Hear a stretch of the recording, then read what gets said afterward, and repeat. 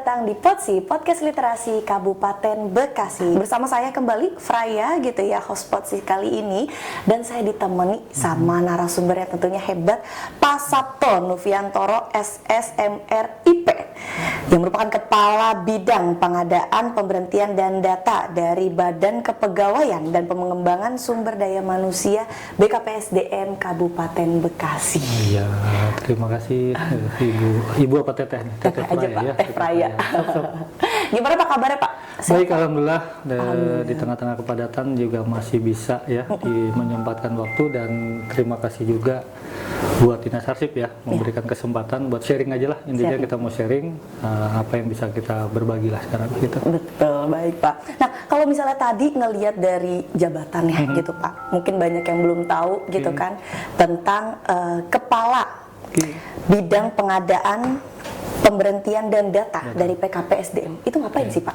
Baik, ini saya perkenalkan tadi udah sepintas jelas. Saya sekarang bertugas di Badan Kepegawaian Pengembangan Sumber Daya Manusia. Ya, intinya kita mengelola seluruh masyarakat, dalam arti masyarakat pegawai yang ada di lingkungan Pemda Kabupaten Bekasi. Nah, di sana ada 4 bidang. Yang pertama tadi bidang pengadaan, pemberhentian dan data, itu dipilih oleh saya. Kemudian ada bidang mutasi dan promosi, kemudian ada bidang kinerja, dan satu lagi ada pengembangan kompetensi. Jadi ada 4 bidang di sana. Intinya sama. Secara garis besar kalau bidang saya itu kan mulai dari perekrutan calon pegawai sampai ditetapkan dengan NIP. Kemudian nanti begitu selesai data kami diolah untuk dikembangkan nanti di bidang bangkom, pengembangan kompetensi, atau juga dikembangkan untuk promosi di bidang mutasi, dan satu lagi ada tadi bidang kinerja untuk yang menilai tentang disiplin seluruh pegawai. Jadi pegawai juga diawasi. Nanti pada saat proses itu selesai, berujung mereka memasuki batas usia pensiun yang sudah ditentukan, ada yang 58, ada yang 60, dia dikembalikan dan surat itu nanti diberhentikan di bidang kami lagi. Jadi bidang kami mulai dari pengadaan sampai nanti berujung pemberhentian atau pensiun ya. gitu. Baik, berarti kayak ngerekrutnya juga gitu ya Pak, yang ngerekrut juga, terus juga kayak masa kerjanya juga gitu ya hingga berakhir gitu. Itu bidang Bapak yang menaungi, betul. Kalau boleh tahu satu bidang tuh berapa anggota gitu Pak untuk pengaturannya? Kalau sekarang bidang saya ada 2 tim ya, yaitu bidang atau tim data dan tim pengadaan dan pensiun. Masing-masing dikepalai oleh 1 orang katim, dan di bawahnya ada 5 staf di bawah. Jadi bidang saya ada sekitar 13 orang. 13 orang gitu ya. Ngurus kurang lebih Pemda yang PNS kita itu ada 9.000, kemudian P3K-nya ada 3.000, dan calon nanti P3K kurang lebih ada 10.000. 10.000 total calon pegawai. P3K gitu. Cukup padat berarti ya Pak ya, tahun 2024 ini. Baik Pak. Nah, kalau misalnya kita lihat karena sedikit unik gitu Pak ya, kalau misalnya dari kepala gitu kan, dari kepala pegawaian di BKPSDM gitu ya, awal mula Pak pengen jadi PNS itu kenapa sih Pak? Oke, tadi saya sampaikan dulu ya, kepala badannya kepala dinas. Kalau saya kepala bidang. Kepala bidang. Kepala bidang pengadaan dan pemerintahan. Kalau bukan cita-cita ya, kalau kami saya dulu berawal dari swasta, dari pegawai swasta. Beberapa kali berpindah, kemudian tadi satu yang cita-cita itu pinginnya tadi satu dengan background ya, background saya sebenarnya di ilmu sejarah. Di ilmu sejarah saya berawal dari guru. Saya ada guru di SMA 1 Tambun Selatan, selama 4 tahun di sana. Kemudian ada kebutuhan pada waktu itu di sini untuk lulusan keilmuan sejarah di Dinas Arsip dan Perpustakaan. Itu pertama karir saya berpindah dari pendidikan masuk di Dinas Arsip Perpustakaan. Tadi kalau ditanya kenapa di PNS, sebenarnya gini, untuk tenaga ASN atau dulu yang dikenal sekarang kan ASN ada 2 ya, ada P3K dan PNS. Kenapa dibilang saya tertarik pada waktu itu? Karena selain dari pengabdian, kalau kita bandingkan dengan keilmuan, ya gitu, dengan keilmuan saya itu di keilmuan sejarah, ketika di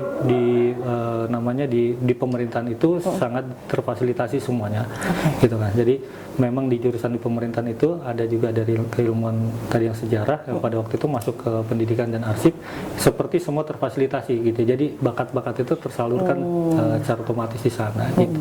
Gitu. Jadi karena ngerasa semuanya ada di sana ada juga di situ, gitu ya. Kalau tadi Pak, karena kita juga lagi di Dinas Arsip dan Perpustakaan Kabupaten Bekasi, dan ini berarti rumah pertama Pak? Kedua setelah kedua setelah pendidikan ya. Dulu di sekolah kan masih masuk di Pemda. Guru itu masuk ke dinas pendidikan, kemudian berpindah di dinas hanya di Pemda secara dinas teknis. Pertama ini di dinas pertama gitu, jadi langsung diundang juga gitu ya Pak. Dulu bagian apa dan apa Pak tupoksinya? Dulu saya masuk sini di dinas kearsipan, seingat saya tuh di staf di akuisisi namanya. Akuisisi itu dulu penambahan di kearsipan. Cuman uniknya di dinas arsip karena dulu orangnya terbatas ya. Dulu kantornya belum semegah sekarang udah luar biasa banget ya. Dan pegawai dulu masih dikit ya. Pegawai masih dikit, bisa dihitung mungkin nggak lebih dari 20 orang, nggak lebih gitu kan, sebelum ada teman-teman TL gitu. Di bidang akuisisi ngurusin arsip, kemudian per 6 bulan tuh seingat saya dipindah. Jadi dulu cita-cita di sini masuk jadi arsiparis. Kemudian baru selesai 6 bulan dipindah karena di bidang perpus dulu kosong. Nah, kita ngelanjut bidang perpus, dapat 6 bulan, nanti bulan Januari dipindah lagi ke arsip. Jadi hampir arsip perpus selama 4 tahun gitu. 4 tahun dan berkembangnya mulai di tahun kedua itu kurang lebih saya masuk ke sini 2014, 2015 kami merekrut ada teman-teman tadi yang honorer. Nah, yang tadi pagi kita kumpulkan dan cukup merinding, masih banyak teman-teman kami yang dulu kita rekrut masih bertahan ya. Perjuangan mereka itu luar biasa. Gitu ya, termasuk perjuangan ya Pak ya, dan mereka sekarang masih ingin melalui proses gitu ya Pak untuk P3K. Dan doakan moga-moga bisa terbawa semua ya. Amin gitu ya Pak. Nah Pak, kalau misal tadi unik gitu Pak, saya akan membahas detail gitu, kita akan kulik tuntas gitu Pak ya, langsung sama Kepala Bidang Pengadaan, Pemberhentian dan Datanya BKPSDM gitu Pak. Kemarin Pak, tahun 2023-2022 lah ya gitu, itu ramai penghapusan honorer gitu ya, sedangkan kita tahu honorer saat ini tuh banyak Pak, bahkan yang dari terdata, nggak terdata gitu, itu udah bercampur dan banyak gitu ya. Dan sebelum jauh ke sana gitu Pak, menurut Bapak honorer itu dihapuskan itu baik atau tidak, atau pandangan Bapak deh tentang penghapusan honorer itu bagaimana? Ya, jadi sebetulnya kan pemerintah ingin meningkatkan kesejahteraan ya, dan dengan cara menetapkan status lah. Kalau di honorer tadi kan banyak yang direkrut oleh dinas terkait atau bidang-bidang tertentu, karena sejak 2000 saya lupa pertama itu 2017 2022 itu sebetulnya sudah tidak ada tenaga honorer. Makanya di kita kan namanya tenaga harian lepas. Ini berbeda. Kalau tenaga honorer direkrut oleh pemerintah daerah, seperti dulu ada ya tenaga-tenaga guru, ini yang sekarang THL itu dilibatkan oleh perangkat daerah masing-masing. Nah, itu sesuai kebutuhan. Jadi sesuai kegiatan awalnya yang namanya THL itu tenaga harian lepas. Kita ada proyek kegiatan misalkan 10 hari, ya mereka hanya direkrut 10 hari. Tapi dalam perjalanannya itu kan kegiatan juga panjang, akhirnya ya seperti tenaga honorer seperti itu. Nah, kalau terkait dihapus tidak, pandangan saya gitu ya, bahwa pemerintah ini tadi ingin meningkatkan status gitu kan. Karena tadi tenaga honorer ini kan perekrutannya kemudian sistem penggajian itu kan tergantung kemampuan masing-masing. Nah, ini dengan dihapus dalam arti diangkat dulu gitu kan, kemudian tidak ada lagi, pinginnya semua nanti masyarakat masuknya melalui jalur hanya dua tadi, jalur ASN, yaitu tenaga CPNS untuk talenta baru yang muda, atau tenaga P3K, seperti itu jalurnya. Oke, baik Pak. Nah, kalau misalnya kita lihat gitu Pak, karena yang saya lihat tuh honorer tuh sekarang banyak gitu Pak, apa mungkin gitu Pak semuanya diangkat gitu Pak jadi P3K?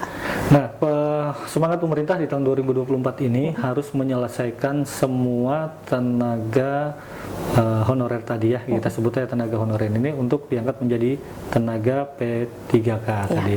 Nah, cuma nanti dikembalikan kepada kemampuan keuangan daerah mampu atau tidak. Karena P3K punya standar yang lebih tinggi dibanding honorer-honorer yang istilahnya yang sekarang ada ya, dari sistem penggajian segala macam jauh lebih layak. Nah, tenaga P3K yang direkrut ini sebetulnya ada tenaga profesional. Awalnya P3K seperti itu. Dan kenapa? Kalau P3K itu kan lebih fleksibel sebetulnya ya, direkrut sesuai kebutuhan, atau dia memiliki masa kontrak kerja 5 tahun, sehingga mungkin talenta-talenta yang punya keahlian khusus ya itu bisa diikutkan ya dalam sebuah tim. Misalkan gini teh, di perpustakaan kita nggak punya ahli atau duta baca atau segala macam ya. Kalau kita narik dari tenaga PNS, misalnya kayak kami dulu, ya mungkin kami nggak punya keahlian itu gitu. Bagaimana untuk memperkuat di tim? Misalkan harus butuh tenaga ASN yang punya kemampuan atau talenta di bidang duta baca, ya kita tarik misalkan ahli-ahli duta baca segala macam gitu kan, itu bisa diikutkan. Itu awalnya seperti itu. Oke, gitu. Jadi siap pakai lah gitu ya. P3K itu adalah tenaga yang siap pakai di dalam pemerintahan. Di dalam seperti pemerintah, itu. baik. Betul. Jadi sesuai dengan talentanya juga gitu Talentanya. Pak ya, apa yang kita perlukan gitu lah, Betul. itu yang direkrut gitu Pak. Tapi Pak, ada satu pertanyaan dari saya. Kalau misalnya gitu kan, honorer ini ternyata dihapuskan gitu kan, sedangkan kuotanya itu tadi kan kayaknya nggak masuk gitu loh Pak, perbandingan tuh agak lumayan jauh gitu kan. Lantas apakah itu bukan yang memacu untuk menimbulkan pengangguran gitu Pak? Kan gini, kalau difokuskan tadi ya, mungkin dikhususkan ya di Kabupaten Bekasi, ya ini kan semangat pemerintah daerah, Pak PJ, Pak Sekda, ya semua lah stakeholder yang terkait di ini, pingin semua itu tadi naikkan status, bahwa nanti merekrut itu adalah merekrut yang ASN, bisa dari jalur P3K atau jalur dari PNS, kan hanya 2 jalur. Nah, P3K sekarang itu dicoba untuk menghabiskan tenaga-tenaga yang sudah terdata tapi belum masuk. Oke. Nah, bagaimana dengan yang muda-muda? Kan dibuka nanti CPNS. Ya, jadi tenaga-tenaga yang masih pada fresh graduate ini atau muda-muda tadi punya skill yang baru ya, yang punya kemampuan talenta baru diharapkan masuk ke jalur PNS seperti itu. Jadi nggak menutup supaya istilahnya pegawai itu terdata, nggak liar gitu. Dalam arti liar kan ini kan seolah-olah sekarang bidang ini perlu ambil, bidang ini perlu ambil, itu status mereka apa gitu. Oke, jadi memang P3K itu tadi untuk yang kayak honorer-honorer gitu ya, sedangkan untuk fresh graduate gitu ya buat teman-teman yang emang ini kita arahkan ke CPNS gitu ya. Itu. Dan satu hal gini deh, ada P3K itu masih ada batas usia yang lebih longgar. Misalkan di sebuah instansi memerlukan tenaga ahli IT atau tadi ahli duta baca atau ahli segala macam gitu kan.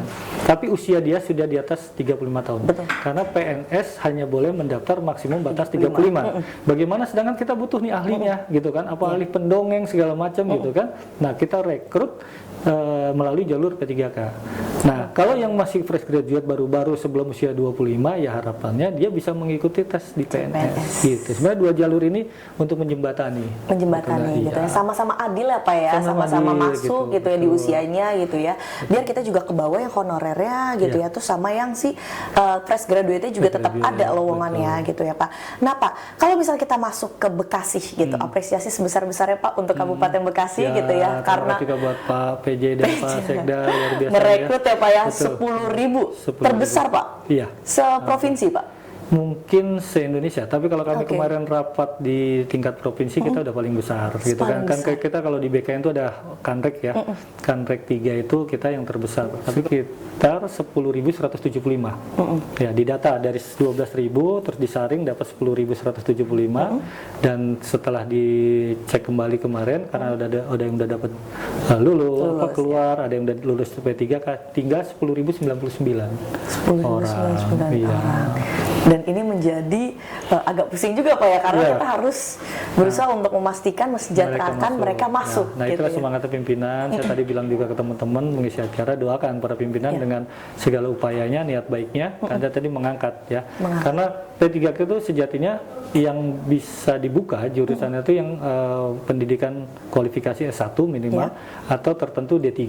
Tapi khusus tahun ini ya, para pimpinan membuka 10.000 itu ada dari S1, D3, diploma atau SMA, SMP sampai SD. Nah, baru tahun ini aja dan mungkin tahun depan tidak ada lagi gitu teman. SD bisa Pak? Bisa. Jadi kalian mungkin tahu ya dulu banyak yang bekerja di kita pengabdian. Iya betul. Saya juga info dari para senior tahun 2000-an itu 2022 ketika Pemda pindah ke kabupaten ini kan daerah yang masih jarang sekali sulit kendaraan. Nah, mereka ini orang yang pertama-tama mau ikut gitu kan. Ya mungkin di sana jadi ada tenaga kebersihannya, tenaga bantu di sini. Nah, itu yang mau juga diberikan penghargaan oleh pemerintah Kabupaten Bekasi gitu. Tidak hanya talenta-talenta baru yang tadi lulusan sarjana tetapi mereka yang udah mengabdi nih. Mungkin berarti kan udah sekitar hampir 24 tahun gitu ya. Ada yang 20 tahun. Nah, ini bagaimana mereka tetap dapat terangkat ya secara ininya lah. Ya, secara legalitasnya gitu kan, secara penghargaan ya untuk mereka akhirnya terdaftar juga di kita gitu ya. 10.000 Pak. Nah, kalau misalnya ini mungkin orang awam atau mungkin saya sendiri gitu Pak, kurang paham gitu. Kualifikasi akhirnya kenapa setiap daerah itu bisa memberikan kuota yang berbeda itu? Kayak tadi disebutkan 90 orang aja. Nah, Kabupaten Bekasi bisa banyak. Itu tuh apa sih Pak kualifikasi?